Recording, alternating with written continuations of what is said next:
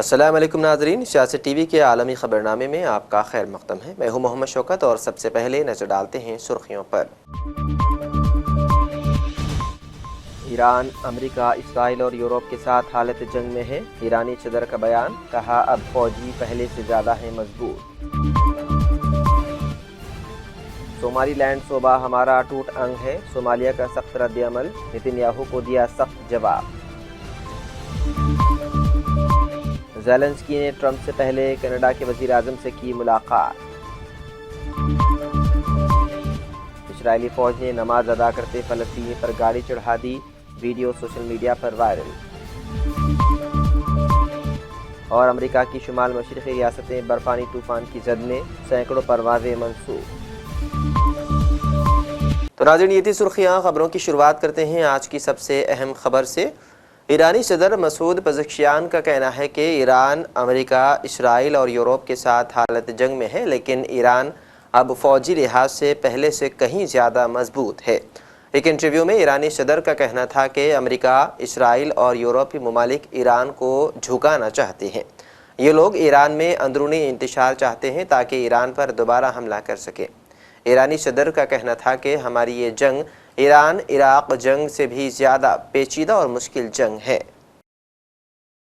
مقبوضہ مغربی کنارے میں ایک اسرائیلی فوجی نے بربریت کی انتہا کرتے ہوئے سڑک کنارے نماز ادا کرنے والے فلسطینی پر گاڑی چڑھا دی، جس کی ویڈیو سوشل میڈیا پر گردش کر رہی ہے۔ میڈیا کے مطابق فوجی اہلکار کی پشت پر حملے کے وقت رائفل لٹکی ہوئی تھی، جس نے سڑک کنارے نماز ادا کرنے والے ایک فلسطینی شخص کو ATV گاڑی سے رون دیا۔ اسرائیلی فوج کا کہنا ہے کہ ایک مسلح شخص کی جانب سے ایک فلسطینی کو گاڑی سے کچلنے کی فوٹیج موصول ہوئی ہے۔ مذکورہ شخص ایک ریزرو فوجی تھا، تاہم اس کا فوجی کانٹریکٹ ختم کر دیا گیا ہے۔ اسرائیلی فوج نے وضاحت کی ہے کہ واقعے کے بعد اس شخص سے اسلحہ ضبط کر لیا گیا کیونکہ اس نے اپنے اختیارات کی سنگین خلاف ورزی کی ہے۔ سوشل میڈیا پر سامنے آنے والی ویڈیو فوٹیج میں دیکھا جا سکتا ہے کہ اسرائیلی شخص گاڑی فلسطینی شخص پر چڑھا دیتا ہے، جس کے نتیجے میں وہ زمین پر گر جاتا ہے۔ ویڈیو میں یہ بھی دیکھا گیا ہے کہ شہری لباس میں ملبوس فوجی فلسطینی شخص پر چیختا ہے اور اشاروں سے اسے وہاں سے چلے جانے کو کہتا ہے۔ حملے کے بعد فلسطینی شخص کو اسپتال منتقل کیا گیا۔ یوکرین کے صدر ولودیمیر زیلنسکی یوکرین کے بحران کو حل کرنے کے مقصد سے امریکہ کے دورے پر جانے سے پہلے کینیڈا میں رک کر وزیر اعظم مارک کارنی سے ملاقات کی۔ انہوں نے ہفتے کو امریکی ریاست فلوریڈا جانے کے سلسلے میں کینیڈا کے شہر ہیلی فیکس میں رک کر یہ ملاقات کی۔ وزیر اعظم کی سرکاری ویب سائٹ کے مطابق مسٹر کارنی اور مسٹر زیلنسکی نے جاری امن مذاکرات میں تازہ ترین پیش رفت کے بارے میں دو طرفہ میٹنگ کی۔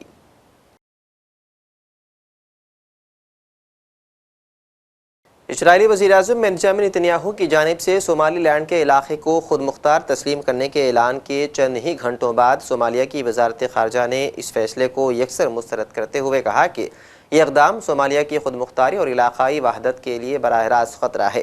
صومالی وزارت خارجہ نے تمام ممالک اور بین الاقوامی شراکت داروں سے مطالبہ کیا ہے کہ وہ بین الاقوامی قانون کا احترام کریں، عدم مداخلت اور علاقائی سالمیت کے اصولوں کی پاسداری کریں اور قرن افریقہ میں امن، استحکام اور سلامتی کے فروغ کے لیے ذمہ دارانہ کردار ادا کریں۔ وزارت خارجہ نے وعدہ کیا ہے کہ صومالیہ اپنی سرزمین پر کسی بھی قسم کے غیر ملکی فوجی اڈوں یا انتظامات کی اجازت نہیں دے گا جو ملک کو پراکسی جنگوں میں دھکیلیں یا خطے میں علاقائی اور عالمی دشمنانہ سرگرمیوں کو منتقل کرنے کا باعث بنے۔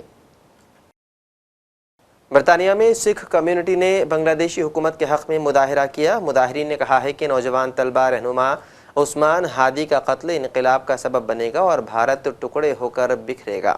مظاہرین کا کہنا تھا کہ مودی حکومت دنیا میں بھارت کا اصل چہرہ دکھانے والوں کے قتل میں ملوث ہے۔ یاد رہے کہ چند روز قبل بنگلہ دیش میں حسینہ واجد حکومت کا تختہ الٹنے میں اہم کردار ادا کرنے والی طلبہ تحریک کے ترجمان عثمان ہادی کو نامعلوم مسلح افراد نے فائرنگ کا نشانہ بنایا تھا اور پھر عثمان ہادی کچھ روز سنگاپور میں زیر علاج رہنے کے بعد انتقال کر گئے تھے۔ عثمان ہادی کے انتقال پر بنگلہ دیش میں بھی بھارتی ہائی کمیشن کے باہر ہزاروں کی تعداد میں افراد نے مظاہرہ کیا تھا۔ امریکہ کی شمال مشرقی ریاستیں برفانی طوفان کی زد میں آ گئی ہیں۔ سڑکوں پر کئی انچ برف کی تہ جم گئی ہے۔ برف باری کی وجہ سے حد نگاہ کم ہو گئی ہے جبکہ ہزاروں پروازیں منسوخ ہو گئی ہیں۔ اس کے علاوہ برف باری کی وجہ سے نیو جرسی میں ایمرجنسی نافذ کر دی گئی ہے۔ نیشنل ویدر سروس نے نیو یارک اسٹیٹ اور کینٹکی کٹ میں برفانی طوفان اور موسم سرما کے طوفان کی وارننگ جاری کر دی ہے۔ حکام نے شہریوں کو غیر ضروری سفر نہ کرنے کی ہدایت کی ہے۔ نیو یارک کے گورنر نے بھی ہنگامی حالات نافذ کر دی ہے جبکہ نیو جرسی، کینٹیکٹ اور نیو یارک کے شہریوں کو بلا ضرورت گھر سے نہ نکلنے کی ہدایت دی گئی ہے۔ دبئی حکومت نے اعلان کیا ہے کہ 2026 کو شاندار آتش بازی کے ساتھ خوش آمدید کہا جائے گا۔ 40 مقامات پر آتش بازی ہوگی جبکہ دبئی حکومت کی جانب سے جاری بیان میں کہا گیا ہے کہ سال نو کے لیے تیاریاں جاری ہیں۔ Burj Khalifa, Dubai frame, the world islands festival city پر رنگا رنگ آتش بازی ہوگی۔ بیان میں کہا گیا ہے کہ برج العرب، پام جمعرات، دبئی کریک، گلوبل ویلیج، اسیف حتی بلیو واٹر پر آتش بازی کی جائے گی۔ اس کے علاوہ ابوظہبی، شارجہ اور راس الخیمہ میں بھی 10 سے زائد مقامات پر آتش بازی ہوگی۔ سری نگر میں ہاؤس بوٹس اور ہوٹلوں نے بڑھتے ہوئے بکنگ کے درمیان نئے سال کے لیے تیاریاں شروع کر دی ہے۔ برف باری نے وادی میں دلکشی پیدا کرنے کے ساتھ ہی ڈل جھیل پر ہاؤس بوٹس شہر میں ہوٹل کے کمروں کی مانگ میں گزشتہ ہفتے کے دوران مسلسل اضافہ ہوا ہے۔ سیاحت کے اسٹیک ہولڈرز کا کہنا ہے کہ گھریلو مسافروں، خاص طور پر خاندانوں اور نوجوان سیاحوں کی جانب سے پیشگی ریزرویشن مہینوں کی غیر یقینی صورتحال کے بعد ایک مثبت موسم کا اشارہ ہے۔ بہت سے ہاؤس بوٹس اور ہوٹلوں نے نئے سال کے خصوصی پیکیجوں کی منصوبہ بندی کی ہے جن میں ثقافتی شامیں، روایتی کشمیری کھانے اور بونفائر نائٹس شامل ہیں تاکہ زائرین کو راغب کیا جا سکے۔ جو بھی نیو ایئر کی ایکٹیویٹیز ہوتی ہے وہ تو وہیں کی ویسا ہی ہے۔ اب کیا ہے کہ ڈرائی سپل تھا تو اس کی وجہ سے لوگوں میں تھوڑا تھا کہ وہاں پر بھی ڈرائی ہے، یہاں پر بھی ڈرائی ہے، اب جانے سے فائدہ نہیں ہے۔ یہ شکر ہے اللہ تعالیٰ کا جو تھوڑی برف باری ہوئی ہے اپر ریچز میں، جہاں پر ٹورسٹ ڈیسٹینیشنز ہیں وہاں پر اچھی خاصی برف باری ہوئی ہے، تو اس کی وجہ سے لوگوں میں ایک شوق سا بڑھ گیا کہ اس سال ہم نئے طریقے سے اپنا نیو ایئر سیلیبریٹ کریں گے۔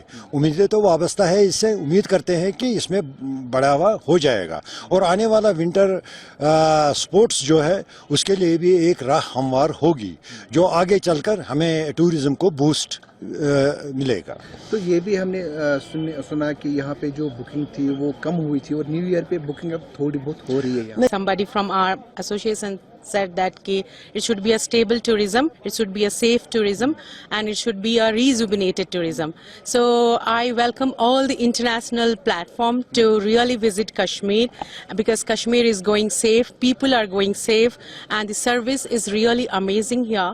So now Kashmir is welcome for the service to all the international people around. Hopefully there will be a lot of tourists this year, next year. Not only tourists, there will be delegates from all around the world to really contribute to the economy of Kashmir because we want the livelihood to be sustainable because tourism is not only the factor what we are really going to contribute, and we are also going to revive the sustainable livelihood, supporting the local people who are really contributing to the tourism here.